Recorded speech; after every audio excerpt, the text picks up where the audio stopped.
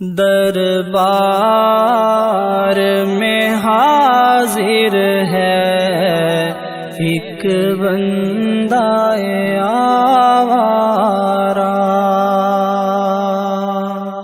بسم اللہ الرحمن الرحیم۔ الحمدللہ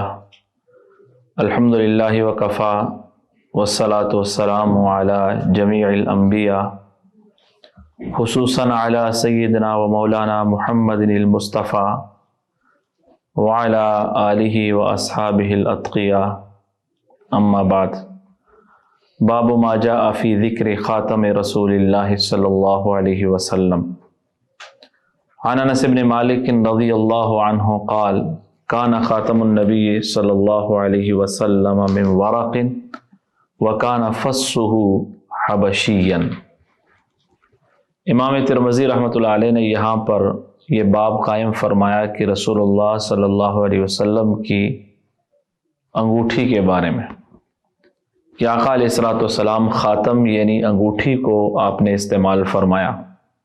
یہ بات یاد رکھنی چاہیے کہ خاتم عربی زبان میں انگوٹھی کو کہتے ہیں، اور انگوٹھی سے اس زمانے میں دو کام لیے جاتے تھے۔ ایک تو بطور انگوٹھی کے جیسے انسان پہنتا وہ پہنی بھی جاتی تھی، اور دوسرا اس کے ذریعے مہر لگائی جاتی۔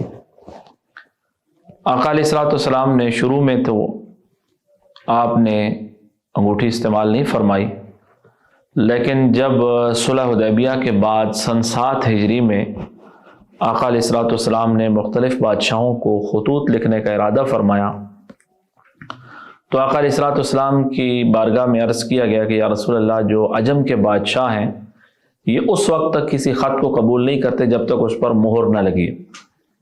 تو آقا علیہ الصلوۃ والسلام نے اس کے بعد پھر آپ نے انگوٹھی بنوائی، اور وہ چاندی کی تھی۔ اس بارے میں مختلف روایات ہیں۔ انگوٹھی کے بارے میں ایک مسئلہ یہ سمجھ لیں کہ مردوں کے لیے سونا اس کا استعمال حرام ہے۔ سونے کی انگوٹھی ہو، گھڑی ہو، کوئی بھی چیز سونے کی ہو، مردوں کے لیے دو چیزیں احادیث میں حرام ہیں۔ احادیث کے اندر آتا ہے کہ رسول اللہ صلی اللہ علیہ وسلم تشریف لائے کہ آپ کے ایک ہاتھ میں سونا تھا اور ایک میں آپ کے ریشم تھا، تو آپ نے فرمایا کہ حاضان یہ دونوں چیزیں ایسی ہیں جو حرام ہیں میری امت کے مردوں کے لیے اور عورتوں کے لیے حلال۔ تو مردوں کے لیے ریشم بھی حرام ہے اور سونا بھی حرام ہے، عورتوں کے لیے ریشم بھی حلال ہے اور سونا بھی حلال ہے۔ تو سونے کی انگوٹھی مردوں کے لیے حرام ہے، اور کوئی بھی چیز سونے کی مرد استعمال نہیں کر سکتے، عورتیں استعمال کر سکتی۔ البتہ چاندی کی انگوٹھی وہ مرد استعمال کر سکتے، اور چاندی کے علاوہ باقی انگوٹھیاں پیتل یا لوہا ان چیزوں کی یہ مکروہ ہے، ناپسندیدہ ہے۔ یہاں پر چاندی کی انگوٹھی کا تذکرہ ہے، اور پہلی حدیث سیدنا انس بن مالک رضی اللہ تعالیٰ عنہ سے فرماتے ہیں کہ کانا خاتم النبی صلی اللہ علیہ وسلم من ورق، رسول اللہ صلی اللہ علیہ وسلم کی جو انگوٹھی تھی وہ چاندی کی تھی۔ وکانا فصہ حبشیا، اور اس کے اندر جو نگینہ تھا وہ حبشہ کا بنا ہوا تھا۔ انگوٹھی کے اندر ایک نگینہ ہوتا ہے تو وہ حبشہ کا بنا ہوا تھا۔ دوسری روایت سیدنا عبداللہ ابن عمر رضی اللہ عنہ سے ہے، فرماتے ہیں کہ ان النبی صلی اللہ علیہ وسلم اتخذ خاتما من فضہ، آپ نے چاندی کی انگوٹھی بنوائی، فکان یختم بہ، اور آپ اس کے ذریعے مہر لگاتے، ولا یلبسہ، اور آپ اسے پہنتے نہیں تھے، یعنی اس کو آپ استعمال نہیں فرماتے تھے انگوٹھی کو۔ لیکن یہ عمومی حضرت عبداللہ ابن عمر رضی اللہ تعالیٰ عنہ کا بیان ہے کہ آپ نے عام طور پر آپ استعمال نہیں فرماتے تھے، لیکن دوسری روایات سے یہ بھی ثابت ہے کہ آپ نے اس کو پہنا بھی ہے۔ تو اس لیے جس صحابی نے آقا علیہ الصلوۃ والسلام کو جس طرح دیکھا انہوں نے نقل فرما دیا، تو عبداللہ ابن عمر رضی اللہ تعالیٰ عنہ نے جب دیکھا تو آپ نے نہیں استعمال فرمائی تھی، اس لیے انہوں نے یہ نقل فرما دی۔ لیکن دوسری روایت میں آتا ہے کہ جن صحابہ کرام نے آپ کو انگوٹھی پہنتے ہوئے دیکھا تو انہوں نے فرمایا کہ آپ انگوٹھی پہنتے بھی تھے۔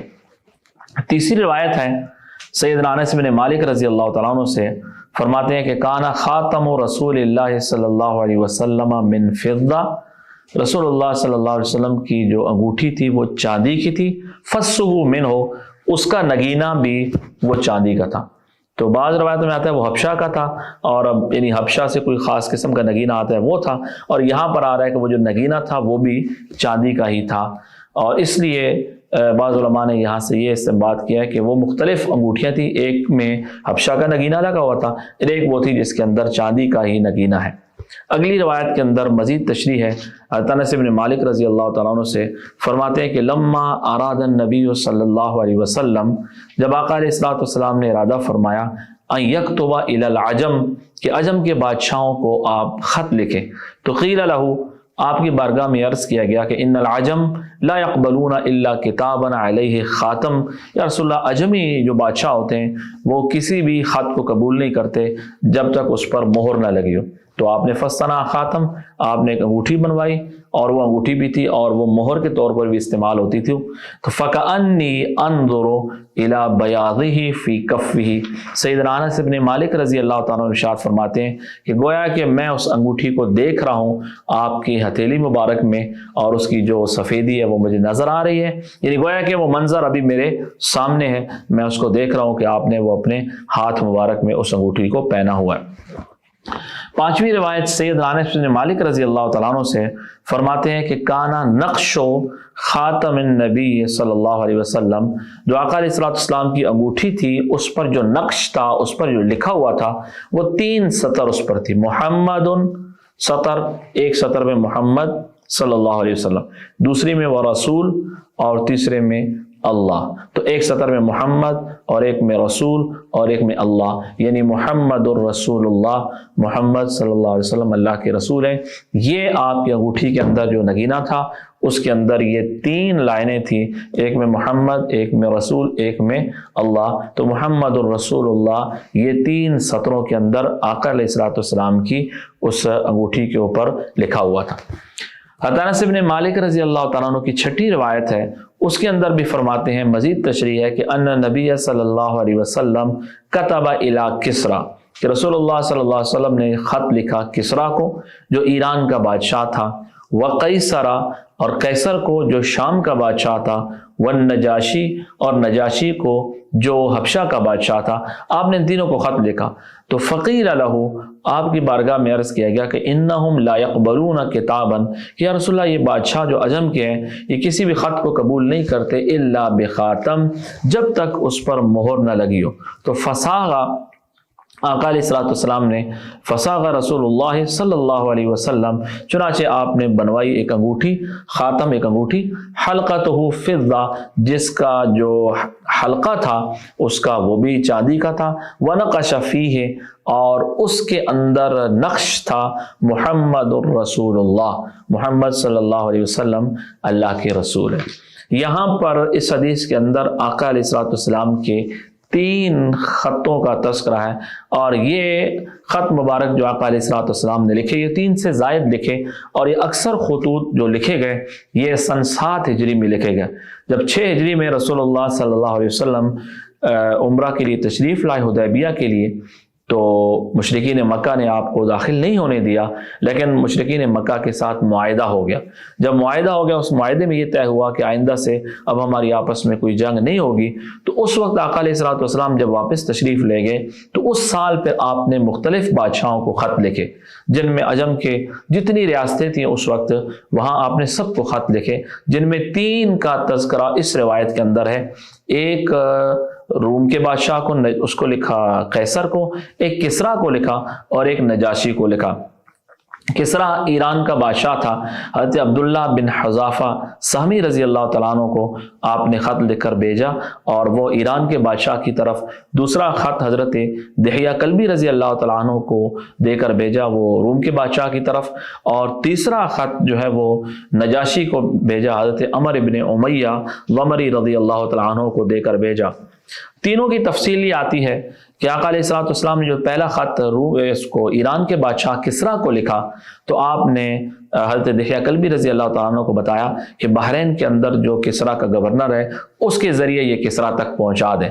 چنانچہ اس کے اندر آقا علیہ الصلوۃ والسلام نے لکھا بسم اللہ الرحمن الرحیم من محمد الرسول اللہ इला किसरा अज़ीम फारिस, कि मोहम्मद रसूल अल्लाह की तरफ से ईरान के बादशाह किसरा की तरफ सलामुन अला मन इत्तबअल हुदा, कि उस शख्स पर सलाम हो जो हिदायत के पीछे चले, आमन बिल्लाहि व रसूली, अल्लाह उसके रसूल पर ईमान लाए, व शहिदा अल्ला इलाहा इल्लल्लाहु वहदहु ला शरीका ला, और इसकी गवाही दे कि अल्लाह के अलावा कोई माबूद नहीं, व अन्ना मुहम्मदन अब्दुहु व रसूलुहु, और मोहम्मद सल्लल्लाहु अलैहि वसल्लम अल्लाह के बंदे और उसके रसूल हैं। फिर आपने लिखा अदऊ का बिदायतिल्लाह, मैं आपको अल्लाह की तरफ दावत देता हूँ, फ़इन्नी अना रसूलुल्लाह, मैं अल्लाह का रसूल हूँ, इलन्नास से काफ़ा, तमाम इंसानियत के लिए, लियुनज़िरा मन काना हय्यन व यहिक़्क़ल क़ौलु अलल काफ़िरीन, ताकि अल्लाह आपके ज़रिए उन लोगों को डराए जो जिंदा हैं और जिनके दिलों के अंदर अभी हयात बाकी है, और काफिरों पर अजाब की बात साबित हो जाए। अस्लिम तस्लम, उस खत का जो खास बुनियादी मरकजी मजमून था कि इस्लाम ले आओ, तस्लम, बच जाओगे। फ़इन तवल्लैता, और अगर आपने पीठ फेर दी, फ़इन अलैका इस्मल मजूस, तो तमाम मजूसियों का गुनाह वो आपके सर होगा, क्योंकि मजूसी जो थे वो आतिश परस्त थे, और ये ईरानी सारे मजूसी थे, आग की पूजा करते थे। तो आपने फरमाया कि तुम अगर मान जाओ तो ठीक है, नहीं मानते हो तो तुम्हारे सर अपना गुनाह भी होगा और इन सब मजूसियों का गुनाह तुम्हारे सर होगा। उसने जब ख़त देखा, और वो किसरा, परवेज़ उसका नाम था, उसने आका अलैहिस्सलातु वस्सलाम के ख़त मुबारक की तौहीन की और उसको उसने चाक कर दिया, उसको फाड़ दिया। आका अलैहिस्सलातु वस्सलाम को जब ये बात पहुंची तो आपने फरमाया कि आपने बद्दुआ फरमाई और फरमाया मज़्ज़क़हुमुल्लाह, अल्लाह उनको टुकड़े टुकड़े कर देगा, क्योंकि उन्होंने आपके ख़त मुबारक की तौहीन की, फरमाया अल्लाह उनको टुकड़े टुकड़े कर देगा। चुनाचे ऐसा ही हुआ कि किसरा का बेटा था शीरवे, उसने उसको कत्ल कर दिया, और कुछ ही अरसे बाद उनकी सारी सल्तनत जो है वो तबाह बर्बाद होगी।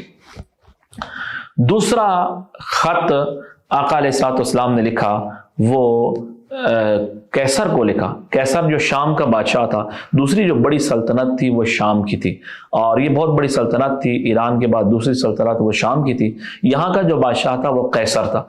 उसको आका अलैहिस्सलातु वस्सलाम ने जो ख़त मुबारक लिखा, उसका भी मजमून यही था कि बिस्मिल्लाहिर्रहमानिर्रहीम मिन मुहम्मदिन अब्दिल्लाहि व रसूली इला हिरक़ल अज़ीमिर रूम, मोहम्मद रसूलुल्लाह की तरफ से हिरक़ल, ये लफ्ज़ हिरक़ल है लेकिन उर्दू में हम इसको हिरक़ल पढ़ते हैं आसानी के लिए, अज़ीमिर रूम, रूम के बादशाह की तरफ, सलामुन अला मन इत्तबअल हुदा, उस शख्स पर सलाम हो जो हिदायत के पीछे चले।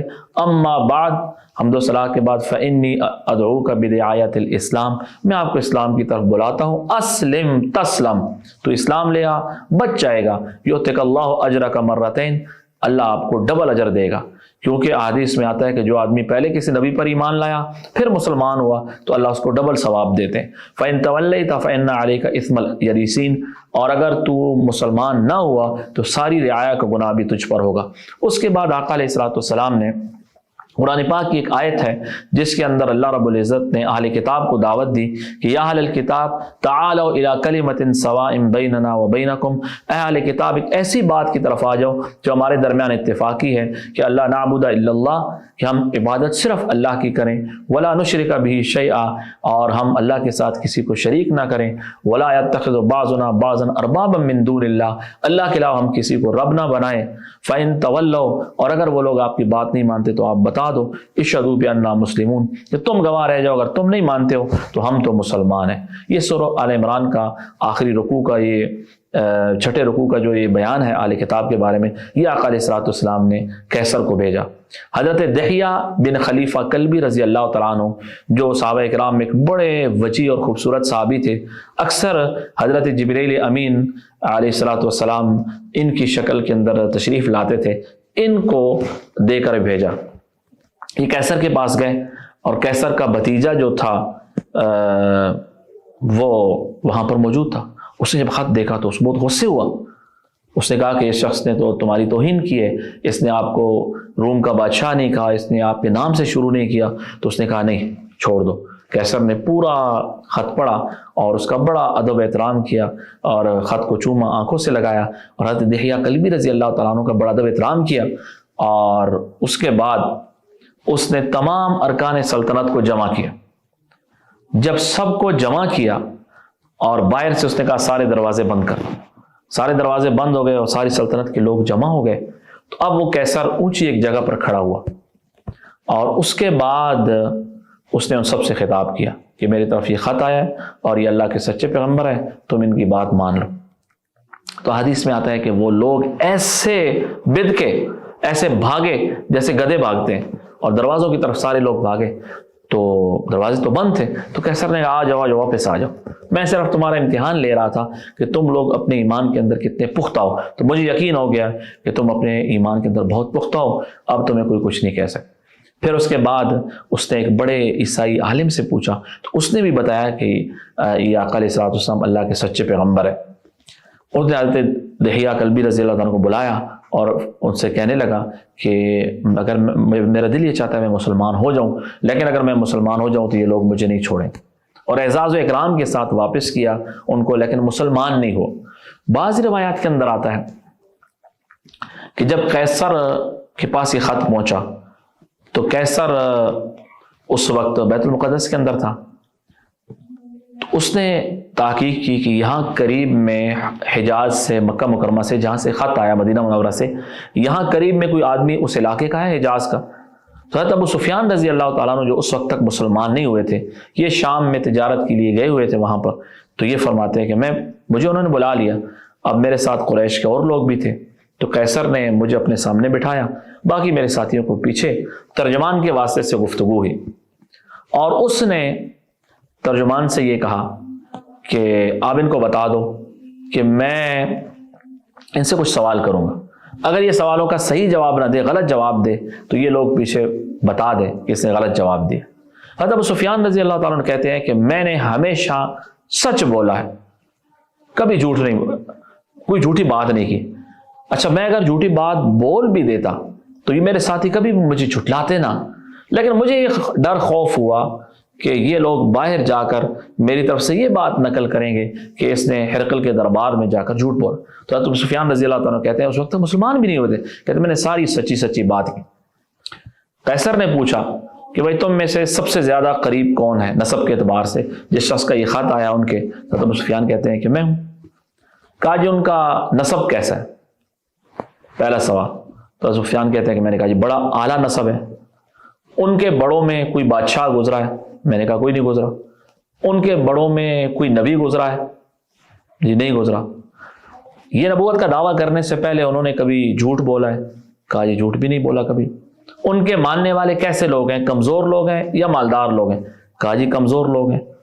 بڑھ رہے ہیں کم ہو رہے ہیں؟ میں نے کہا جی بڑھ رہے ہیں۔ ان کے دین میں داخل ہونے کے بعد کوئی بندہ واپس بھی آتا ہے؟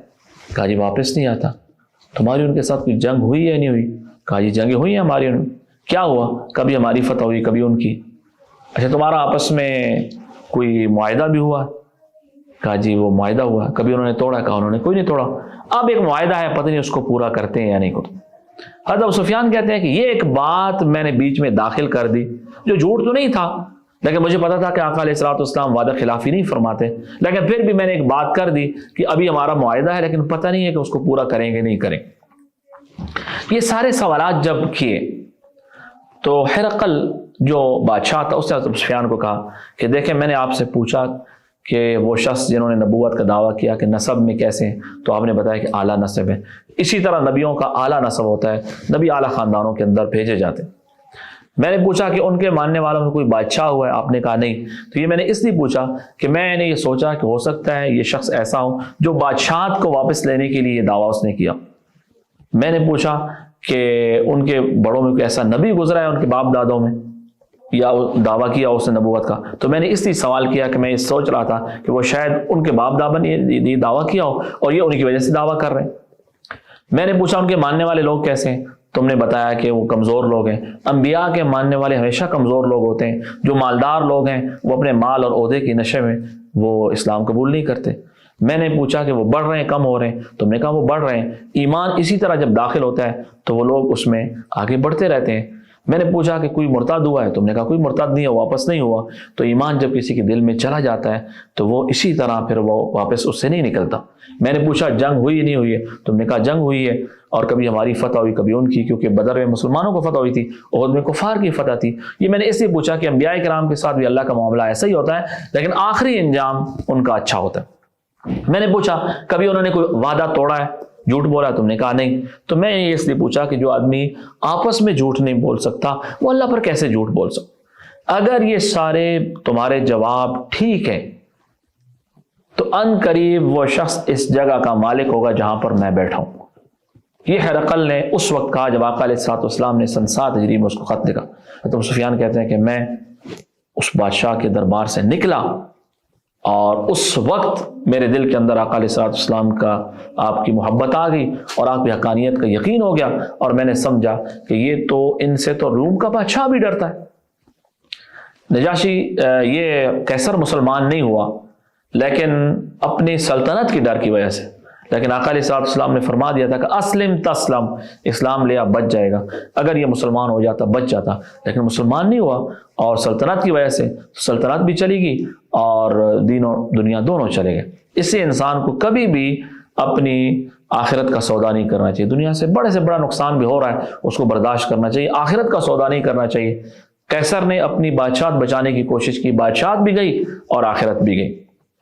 تیسرا خط مبارک جو آقا علیہ الصلوۃ والسلام نے لکھا وہ نجاشی کو لکھا، اور یہ نجاشی حبشہ کا بادشاہ تھا. اس کے اندر بھی مضمون یہی تھا، بسم اللہ الرحمن الرحیم من محمد رسول اللہ صلی اللہ علیہ وسلم الی النجاشی ملک الحبشہ، کہ محمد رسول اللہ کی طرف سے نجاشی کے نام جو حبشہ کا بادشاہ ہے.